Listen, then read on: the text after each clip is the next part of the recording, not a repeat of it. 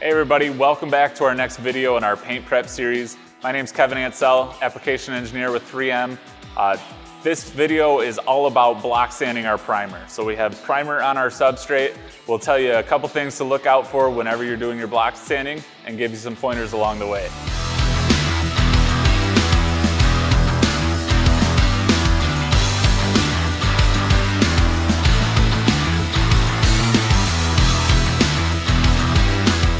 Before we get started, let's go over a few things. First, make sure that you're using your proper PPE. You'll see today I'm wearing my safety glasses, cut-resistant gloves, and when I'm doing my sanding, I'm going to be wearing a particulate respirator. Secondly, this video is intended for a professional audience, like a paint shop or a body shop. If you want to learn more, I put the links to our safety and warranty information in the description below. Let's get started. First thing we're going to do is apply our dry guide coat to the entire repair area.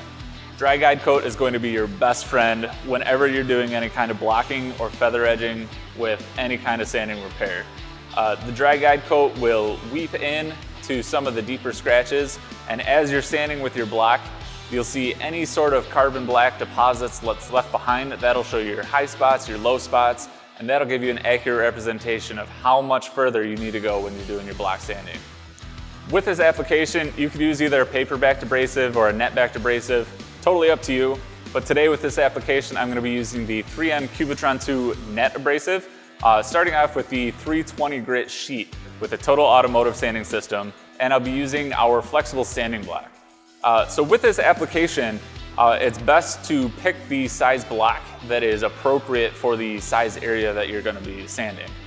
With the small area that we have right now, we can use the smaller sanding block just so that we're getting enough of the area as we're sanding so that we have a consistent appearance across the entire panel.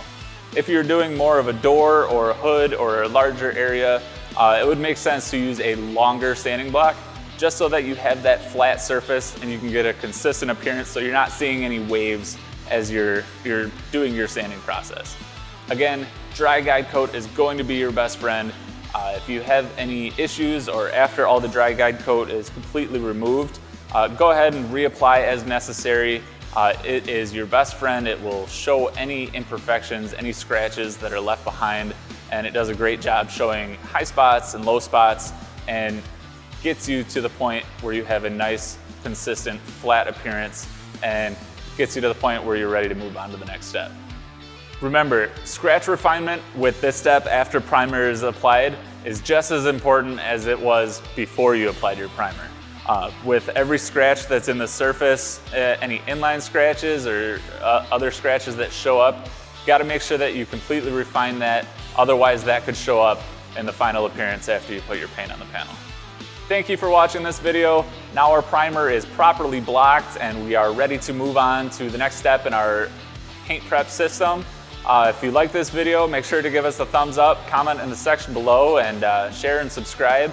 If you want to see more videos like this, make sure you check out our site at 3M Collision Repair Academy. See you next time.